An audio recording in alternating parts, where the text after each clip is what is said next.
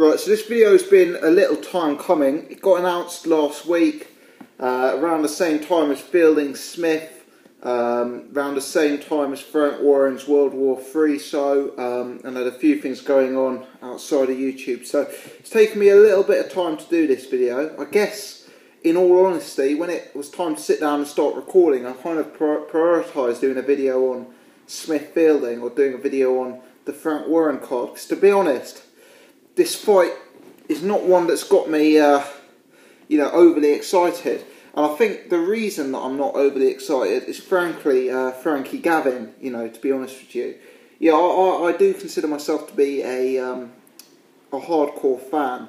I'm someone who likes watching pure boxers. Gennady Golovkin, Anthony Joshua, Deontay Wilder. They're all exciting fighters, but I'm someone who prefers style. I'm someone who prefers, huge technique. I'm someone who prefers a game of chess. I'd just as happily watch Billy Joe Saunders, Erislandy Lara, Tyson Fury as any of those guys I've mentioned. But for Frankie Gavin, he has this way about him that manages, in my opinion, to turn off even the most hardcore of fans. And every single one of his fights is, if I'm honest, like watching paint dry. I mean, I've stuck with the guy. I've watched him. I watched the whole fight when he fought Bundu, whole fight when he fought Skeet.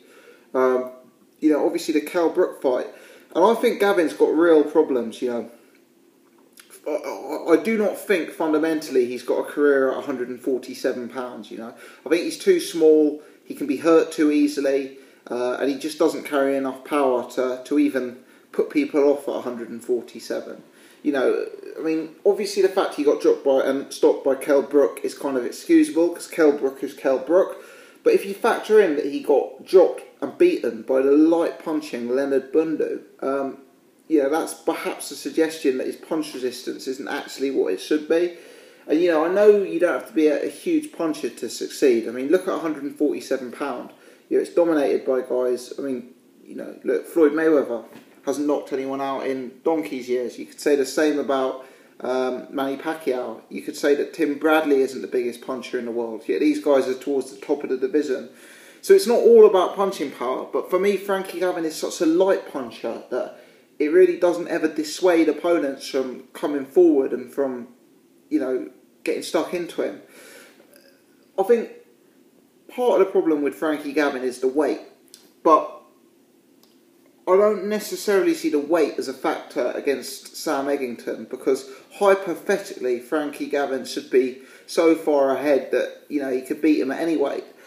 My point here is that something is awry with Frankie Gavin tactically. If you watch this fight with Bradley Skeet, a fight that he could have very easily lost. I think I actually had Skeet ahead in that fight, and I know many people did. If you watch this fight with Leonard Bundu, if you watch this fight even recently with Kell Brook, he lacks, in my opinion, the tactical awareness that you need in a professional game. Against Kell Brook, what was his game plan?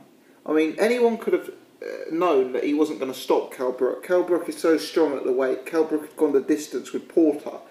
Frankie Gavin, the light punching Gavin, had no real chance of stopping Kell Brook. So where was the tactic to outpoint Kell Brook?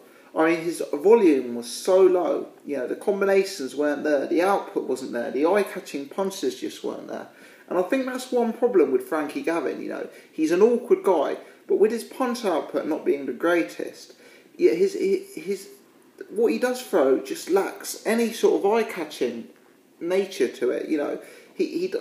Obviously he doesn't look like he's landing knockout blows, but more so than that, if you watch a guy like Billy Joe Saunders, who's another awkward guy who doesn't carry power, his work is at least eye-catching. He lands clean, he lands combinations, he's throwing sort of flashy hand speed, he's changing levels, he's got excellent punch variety. A guy like Billy Joe Saunders, in my eyes, is who Frankie Gavin should be modelling himself on. They both got that amateur style, they both don't rely on power, they're both kind of more, tip-tap, if you like. But for me, what Billy Joe Saunders has achieved in his career is, being a really eye-catching fighter, despite that lack of power. Whereas, Frankie Gavin just doesn't have that at all.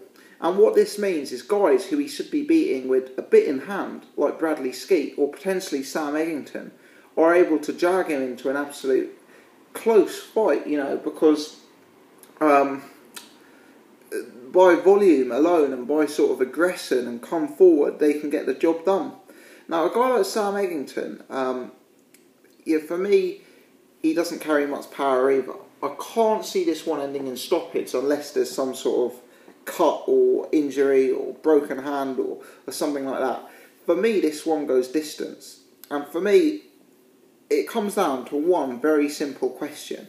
Eggington, I've seen a bit of him. I've seen a few of his fights, not overly memorable.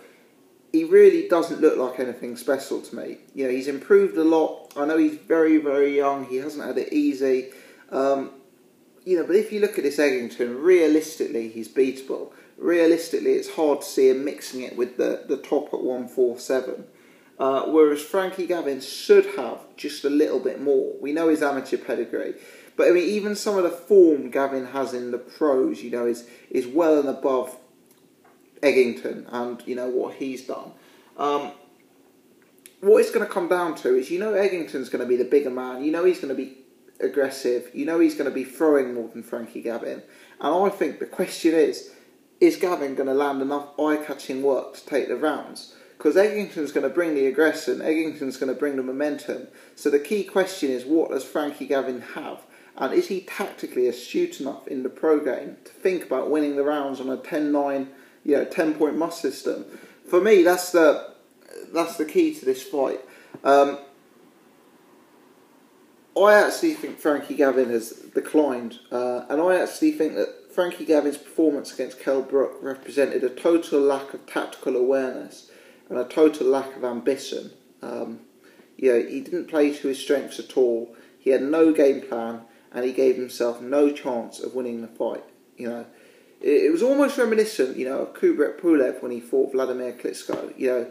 Tactically, he just planted roots, stood in front of there and waited for Klitschko to knock him out. I don't think he gave himself a fair chance of winning. And I felt the same when I watched Frankie Gavin. He just didn't even give himself a chance. He didn't play to his strengths. He didn't look at ways to expose Kell's weaknesses.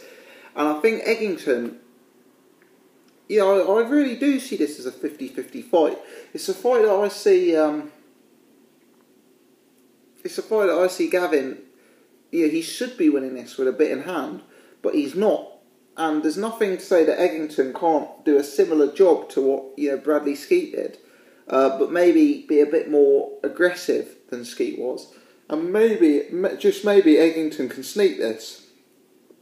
Either way, if Gavin wins or not, I think Gavin needs to really, really, really change his lifestyle, change his plan, and get himself down to 140. Because I don't see a future for him at 147. And to be honest, it's a bit of a fall from grace for him to even be fighting an Eggington at this stage of his career. He should be moving on to bigger, better things. Eddie Hearn's got a lot of fighters in the 140-pound division, and potentially he could be thrown into that mix. Domestically and thereafter. But, in terms of a prediction for this fight, I guess I'm having to go with Frankie Gavin, Frankie Gavin points is an uninspiring, boring prediction, but I do see it as the most likely option, because I think it's too early for Eggington.